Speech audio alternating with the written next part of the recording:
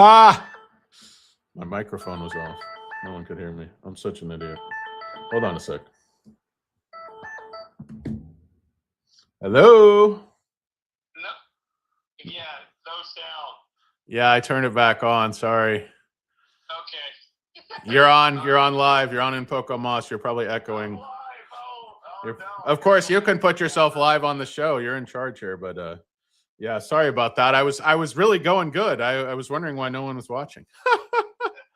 I'm such an idiot. I started muting my microphone just in case I accidentally was on a Zoom or something, and then I got this fancy new Shure microphone, and I have no idea how to use it. So go figure. Yeah, it's very phallic. It's making me feel inferior every time I see it, but you know, I'm willing to live with those subtle degradations if it brings a higher audio quality to my tiny weighing audience here at Pocomoss. So these are the sacrifices I'm willing to make. Sacrifices must be made. They have to be made. They have to be made. Somebody's got to do it, and it's got to be you and I, you bald, beautiful man. All right, I'm going to start this show because I feel like an idiot. All right, bye-bye. Okay, thanks, buddy. Bye. Bye. Guys, the beauty of live, not radio, not TV, just, you know, an idiot talking to what was a dead mic. But anyway, guys, sorry about that. I really apologize. That was dumb. You're not going to get that one back. It's live, guys. But anyway, welcome and hello and welcome. Just imagine I did that whole intro where I say all my nicknames and it's all stupid and stuff. And then we finally get to the regular show. Guys, I want to talk to you today about TENX, ticker symbol TENX. This was a stock just last year. This stock was at like 250, 275. And then in April, it dipped all the way back to $4. It's been kind of trading in a channel between, I would say, 550 and 650 for quite some time. And then all of a sudden it just took off. And you might wonder why. I just want to put this setup on your radar screen. And again, sorry, I do apologize about the mute. 3, 2, 1, let's Poco. Yeah, finally, right? Flint Creek Soap Company. I had my mute in case they go. Hey, just because I'm paranoid doesn't mean they're not out to get me, Carl C. Mark. Welcome and hello, Bobby Joe, Flint Creek, RMC, the tugboat. He is anchored firmly with his fat ass in his chair. How you doing, RMC? Just got to the store this big for a few minutes. Yeah. No, thanks, Baltimore. I should pay attention. Bueller, Carl. Everybody's telling me it's on mute, and I'm just too stupid to look. But I guess that's what that red light means on the microphone. It's the red light district here, folks. But anyway, we're off and running now, guys. What an electric program. We got 7 tiny wing people, perhaps a couple females. I don't know. No. Anyway, so 10x. What's the setup? So the stock just doubled. Why would you buy it? I mean, I guess that's really volume is up. There's all kinds of buyers in the stock. Why is that? You have you have two things that shouldn't really be happening together, but when you see, it's like basically what's happening, to put it very, very simply, a bunch of long institutional money is coming into the stock very, very quickly, and shorts had an absurd position on this thing, and you see the move, guys. I mean, it comes off of 6 in this channel that it's been stuck at resistance here at like 630. And then the stock just jumps up overnight to 8, gets rejected at 8, comes all the way back down to 670 and almost touches 6 on some ridiculous low.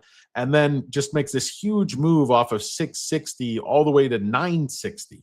I mean, literally in 2 weeks. Comes back, you know, checks back in at 9, and then pushes all the way back up, you know, over 1050. And then, you know, rejected there supposedly, but closes right up here at 1030, and then closed today at 985. Now, why is this an interesting setup? Well, look at the short. I mean, just in November, they were shorting over 50% of the free float, and that's come down very, very quickly. Now, what did they do today? This is, you know, sort of the crazy thing. Today, they returned 31% of that, you know, of that short position all in one day. So a third of the shorts just, you know, completely bailed out of their position at near, you know, I don't know, what is this, a 3-year high for the stock, 4-year high for the stock? So it's unusual. Shorts do not want to cover their position, you know, obviously 3 times as high as they started the position. It's very painful. So when they do something like this, you have to ask yourself why. And then, not only obviously is the price going up, but just put this area back out of your mind. Back in 2023, this was the, first Roth deal, and the stock just was about to go bankrupt. They had to move into like a temporary shared office. But since then, you see what's happened is like institutional ownership has just gone completely bonkers in the last month. Basically doubling literally in 1 month. And then you combine that type of increase in institutional ownership with a huge, huge short position and shorts covering as fast as they can. And you see these dramatic moves to the upside. I guess the question would be, is that move over? And then there's considerable insider ownership. Dr. Stuart Rich has been buying recently. So insider ownership is about 15% of the company. And you see these buys, Stuart Rich on the 4th of December buying 2,500 shares at $9.19. And keep in mind, this guy had his own company. It was kind of absorbed. So his drug is Aminatib. They have that one in their back pocket. It's another cardiac drug that they convert from, an IV or injectable, drug formulation to an oral formulation. So that's kind of their specialty niche. That's exactly what they did with levosimendan. And I think, frankly, the stock is getting so much eyes, so much attention, so many new institutional owners because you see the light at the end of the tunnel in their, phase 3. It's a very easy phase 3. The Dr. Stuart Rich, who's their, the guy, the insider who's buying, one of the heads of their company, he was on the FDA committee that approved these types of drugs for years back, couple decades ago. So he's intimately familiar with the processes and how to get something through FDA approval. And they've got this down to this 5-minute walk test where basically they just have to show that levosimendan allows people, greater function, greater quality of life. And it's already been shown to do that. I mean, this is a tried and tested drug. It's been used for like 30 years in Europe with the Orion Corporation, which was where they bought the rights. But it was a IV. So it had to be administered in a hospital or a clinic over different doses. This is an oral from a total game changer. And Orion was selling a couple $100 million of this stuff just in like a third of Europe. It never even made it to approval in like England, France. It was basically like Eastern Europe, Scandinavia. And they were still selling the hell out of this thing for this particular type of heart failure. Basically, nothing helps. You have no hope. Your function goes down and down and down. You can do less and less and less. And levosimendan is proven, to be effective at, basically lessening those symptoms and allowing people greater quality of life. Now, looking at the insider ownership, 15%, and then you take a look at institutional ownership, it's showing 76%. Who are these new institutions jumping in? You see this Janus Henderson. They just came in with, they had 166,000 shares and now they have 623,000. So 700%. Carrion Capital has almost 1 million shares. That's no change for them. But Venrock Healthcare Cap, these are basically specialty, firms, investment that specifically invest in these types of, drug companies. They, Invis, I know 0.72 is all over the place, but these are 3, large new positions, 0.72 Invis, RTW. And then you can come down here and just see, who are the top shareholders: Acarian, VR, RTW, Siren, and on and on. Morgan Stanley's in there. A lot of the, Janus, Vanguard, Renaissance, Citadel is even long the stock, though they actually increased their long position 300% from 13. So watch Citadel, watch Geode. Everybody's basically loading the boat on this one. So you have 75% institutional ownership, 15% insider ownership. You had 50% short that supposedly dropped down to 27% almost overnight. I don't really buy that. They supposedly covered a third of the short position in one day today. You would have think that would have made the stock go up. So this data is always quite suspect to me. But overall, over the little bit longer period, it's always correct. But day by day, I think they can fool it sometimes. Not really sure how, but just looking at the analysts, I wouldn't trust Roth as far as I could throw them. I think they're just completely ridiculous on the stock. Unknown analyst, zero. So what good is that? Absolutely no good. But Yasmin, really good analyst. She's a buy at 20.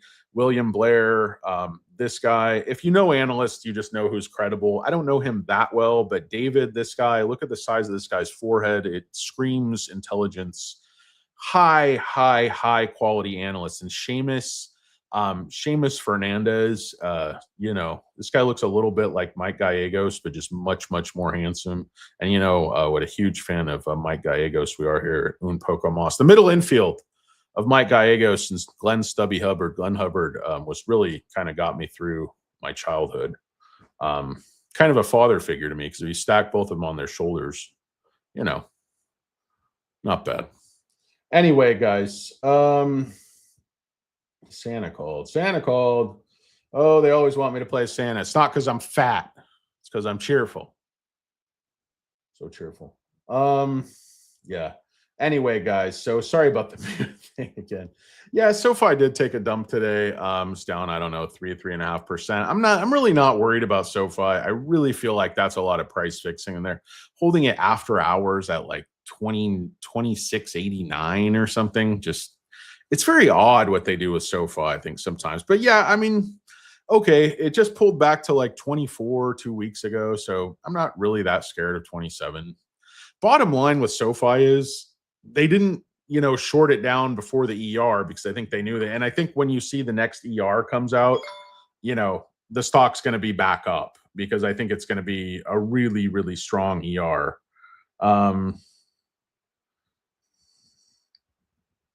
Nice.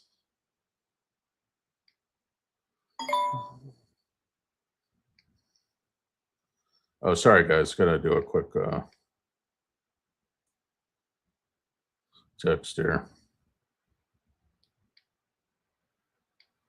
Anyway, so yeah, that was really, I'm just saying, look at the setup on 10X, because if you start to look at the market cap and the potential sales and the margins this thing going to have, and the fact that all the development is done and dusted, the fact that the FDA is basically in the bag, the fact that you know, if you look at the clinical trial, I mean, the level 2 is one thing, it's 26 weeks, but the level 1, it's only a 12-week duration, and they're going to complete enrollment, the 230 patients. They've expanded that in the first half of 2026, and top line readout is expected in the by the end of 2026. So we're going to get, you know, phase 3, that critical phase 3 data in less than a year, approximately a year. And I don't see any reason why that won't happen, because it's a pretty simple clinical trial. I mean, you do the walking test, you take the drug for the 12 weeks, you do the walking test again, and you see the improvement. And I think it's in the bag for approval. They already know it works. So, I mean, there's huge freebie catalysts out there, but unfortunately, it's not freebie money anymore, because the stock's not 275 anymore. It's not 5 anymore. It's not 630 anymore. But, you know, if you look at the market cap at 62 million, and you know, we know there's warrant overhang at 565. I guess you wouldn't really call it overhang. You'd almost call it underhang at this point. But I'm just not that worried about those units. I think it represents something like, you know, it would take the market cap up to a couple $100 million, basically. And I think that represents way less than 1 year's mature sales just of Mendon. I think like in year 2, they're going to sell over $100 million of this thing. They're going to sell it quick. Doctors are going to know about it. There's no alternative. There's no approved treatments. There's no pending treatments for HPEF. This is it. I mean, they're going to have cornered the market. They're going to be able to charge a good price for the drug. It's going to be approved and authorized by everybody. And also, they continue to just line up, you know, patent protection. European, US, they've got this just completely locked up, and with combination therapies through 2040 at least. You know, so they're going to be able to sell this drug for a good 15, 20 years under patent protection. And you see Dr. Rich insider buys, you see a carrying capital, you know, see breaking down a lot of these moving averages. And I think if they can get through the resistance, sort of the psychological resistance at 10, there's absolutely no reason the stock can't go, you know, significantly higher. So that's my spiel on 10X Therapeutics. Let's see. Premium of the option. Yeah, you might be right there. You know, these penny stocks are. This is one of the safer ones I've ever seen. Premium because you know the medical team, Declan Dugan, Stuart Rich. They've got you know a couple guys on the scientific advisory board who are like, you know, just the who's who of um, you know, the who's who of this space. You know, the cardio. Chris Giordano, he's a young CEO, his first CEO job. But Stuart Rich, chief medical officer, he was co-founder. All this stuff. Doug Randall's really good. So they have a good front office now. But also importantly, they have you know these doctors behind them. Particular Javed Butler, Javid. I don't know if I'm saying that wrong, but he's one of the top guys in the world with this condition. Sanjeev also. There's just you know these guys are like a who's who of this space. So they're behind this. You know, obviously, completely they're being paid, but I just think this one's kind of in the bag. You know, I know the share structure is a little bit problematic, but I think sales and profits are going to take care of that relatively quickly once they get FDA approval. But this is not an overnight kind of thing. Obviously, guys, this is one that if you don't mind sitting on it for 18 months, I think you could be really, really well rewarded. Of course, there could be some type of setbacks with the trials, but the finances are strong. You know, they did the $100 million private placement. Of course, that's where a lot of these like medical oriented investment companies, you know, got their shares. They bought into that placement. They got a good valuation, but, you know, we were getting a great valuation down at 3 and even 5. You know, I think it's still very, very favorable. If you're going to buy this stock at 6, I don't think there's any reason, you know, you don't buy it at 10 because it's either kind of a lot of these penny stocks are sort of like a binary choice. They're either going to crash hard and go down to nothing, or they're going to succeed at their stated goal and they're going to go way, way up from the current level.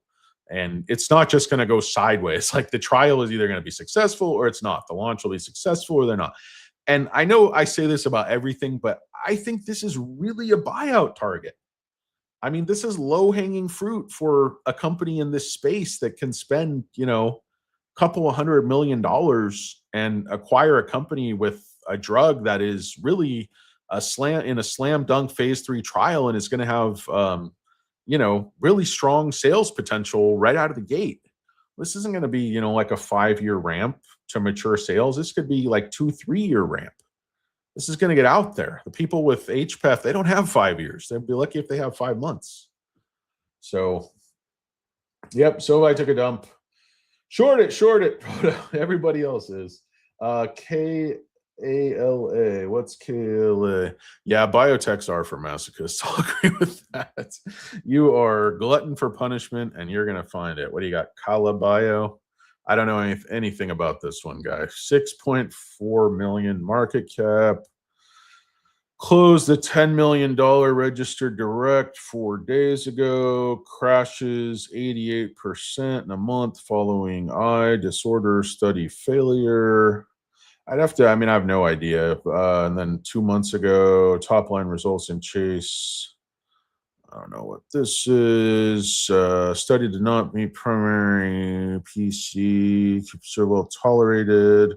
Not a safety issue. Cease clinical development. Preserve cash. Explore.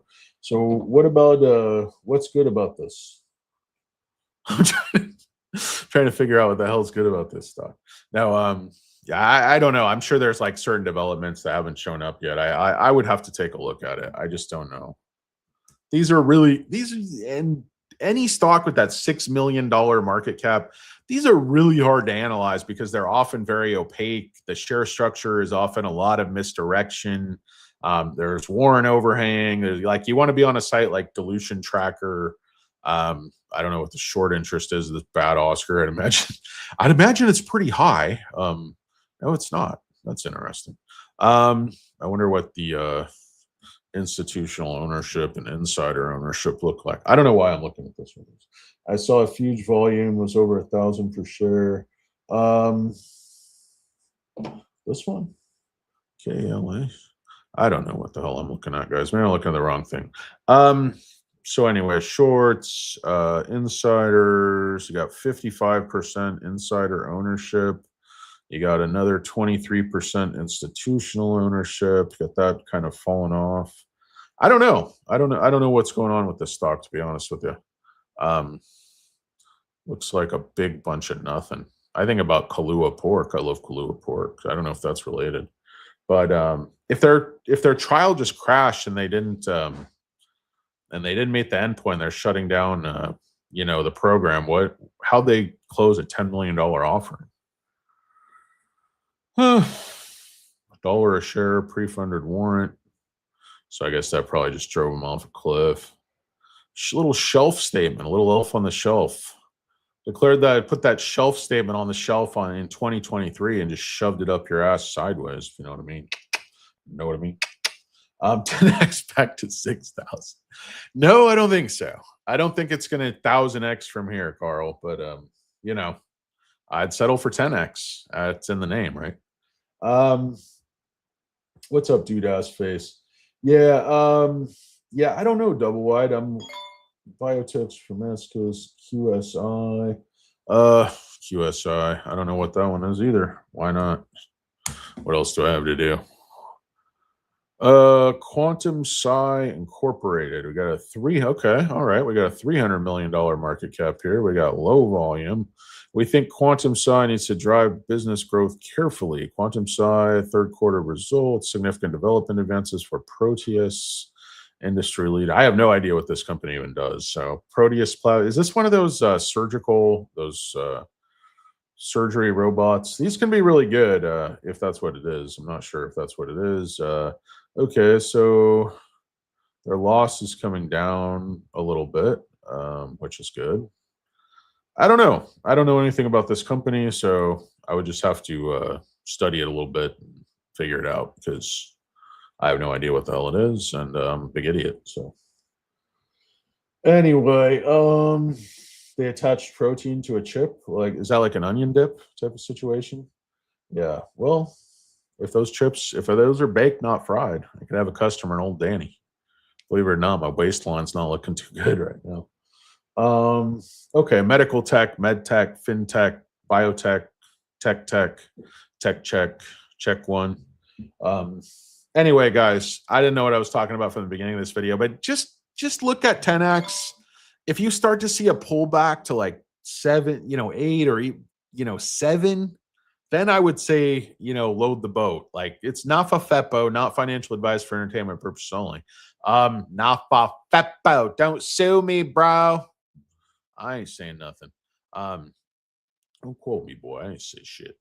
To quote the great NWA. Anyway, yeah, I don't know about any of these other stocks, so I'm not endorsing QSI or Kala or anything. I'm just, taking a look at them. But these are stocks you have to study extremely, extremely carefully. Believe it or not, guys, with 10x, I put in hundreds of hours of research. I went back to like trials that, were back 30 years ago. I went back through all the sales that Orion did in each country, how it, went down over the years once their patent protection ran out. But I did a ton of research. I talked to doctors. I talked to, drug development people.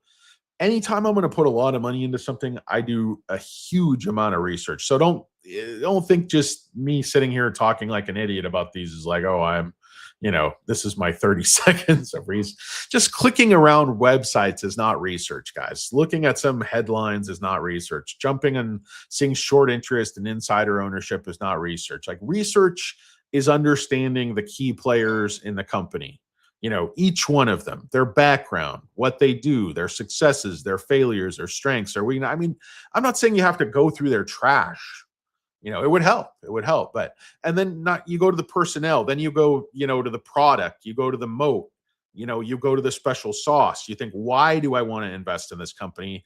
How can they get there? You look at the economics, you look at the competitors, you look at potential pitfalls, you look at the bear case, you look at the downside, you look at the share structure, you look at financing, you look at debt, you look at war. It's just, you could go on and just make a list from now till the end of time of research you could go into on a company, but you have to have a system.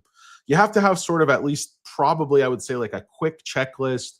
Mine is probably about 10, 15 minutes where I'll just take a look at the financials, take a look at some analysts, take a look at the books, take a look at the pipeline, take a look at the management, what their history is.